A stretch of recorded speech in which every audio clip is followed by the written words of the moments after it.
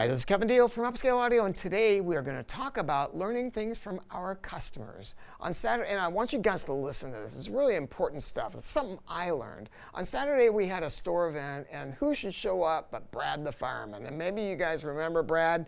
We did a video. We went to his house and covered it on our YouTube channel. He's a super cool dude. And he was telling me about how he was using this U2 Mini and lead volume control into a PrimaLuna DAC, and then bypassing the volume control in his integrated amp, his PrimaLuna integrated amp, by putting it into HT, therefore bypassing that volume control. And he said it's unbelievable. And I said, oh my God, I got to try this. So that's what I did. So the day before yesterday, I set up a comparison and I ran the same thing he did. But I used an EVO 400 integrated amp as the integrated. I put it into HT bypass, therefore bypassing the volume control. And then I also set up an EVO 400 power amp. And the reason I did that is I wanted to know what would happen without a true preamp, right? Does this have the kind of sound that's going to be competent? Is it going to have enough voltage out? And oh my God, I mean, I was really surprised. So now I've got this D to A converter. It is dual mono. It's an all-tube preamp, and it's a badass streamer for like around $6,000, and it kicks ass. I mean, I own LUMIN, right? I own a lot of it. In fact, I own this, and I own this in my man cave at home, and I love the sound. I mean, and that's what LUMIN is all about, right? I mean, they came from the broadcast industry. These guys are not posers, and they are not new. They are very much about parts and engineering and performance. Everything about this box is performance. There's no cool looking displays. And in fact, you can turn the display off because they don't believe in that stuff. It is all about the performance.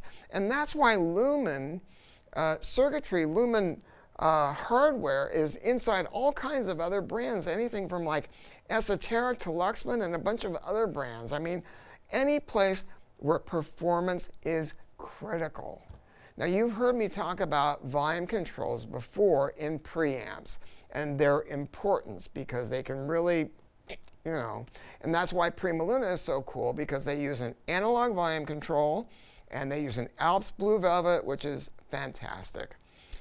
But DACs, not so much, because DACs oftentimes use a digital volume control, and they're not exactly the best about sound quality. And the more you drop the volume, the worse they sound. They suck. There is a solution, and it's called Leedh Processing, and it's standard in every LUMIN that has a volume control. Now, I would look at Leedh Processing as being something similar to a laddered resistor volume control. And it's very, very complicated to understand really how it works. It's a lot about math. And so I don't want your eyes rolling back into your head. So what we're going to do is we're going to put an explanation of how it works and the history of it into the links below. But this is what you need to know. Leedh Processing was first used in the $72,000 Solution 760 DAC. Right? I mean, how's that? Robert Harley, actually, the boss man at the Absolute Sound, compared dropping the volume 30 decibels on a LUMIN using Leedh Processing to not using Leedh Processing, and compared the sound, and it was absolutely unacceptable without Leedh Processing. Then he compared using Leedh Processing to the laddered resistor volume control in his $132,000 CH Precision L10 dual mono preamp. And this is what he said. I gotta read this. To my surprise, I heard no degradation with Leedh. The two presentations sounded identical. Boom, that's what I'm talking about. Now, I often use mine, I'll be honest with you, I often use mine with Rune, but I think I'm going to change that up now after doing the comparison, because I got to tell, I'll be honest, okay? I love Rune when I'm like hanging out with my wife and listening to music, because we can explore so much. But truth be told, I think a lot of people will tell you that the native LUMIN application is the best sounding app in the industry. The software, the firmware, is the best sounding in the industry if you use it in its native form. That's just how it goes. Now, the new U2 Mini has a host of improvements over the one I used to have, which was the U1 Mini.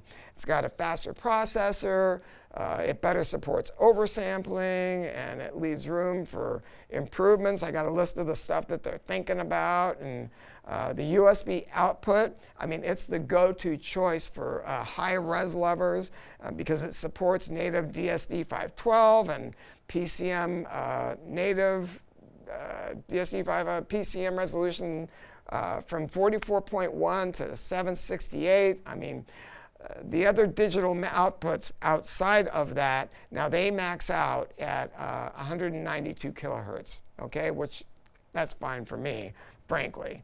The U2 Mini also supports MQA, if you're into that.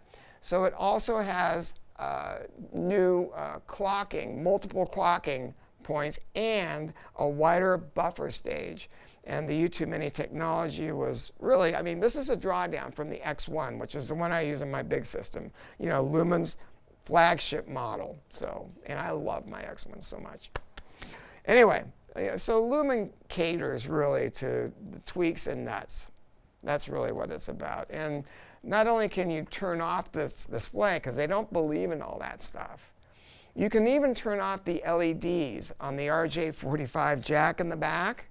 You know those little flashing lights? You can turn those off where the Ethernet connector is, because they just don't believe in anything that can introduce noise. So that's it. Now, every LUMIN is fantastic, and getting the kind of performance and build at this price is even more fantastic at $2,400. But now let's talk about using it with this. This is the EVO 100 all-tube D-to-A converter. And there's a couple things that make this thing absolutely unique. And one of them is that, in essence, this is an EVO 100 preamplifier. I mean, that means that it is dual mono with potted toroidal power transformers, and that to keep those transformers quiet, they even put in an AC offset killer, which is something that other companies can charge you $1,000 just for something that'll do that job. And then it's tube rectified. See these? These are 5AR4 rectifier tubes. Again, it's dual mono. And the entire signal path is, at least for the vacuum tubes, for the gain section, is all point-to-point wiring. It uses 12AX7s here in the front, a pair of 12AU7s, and I mean, it's just, oh my God, it's just heaven.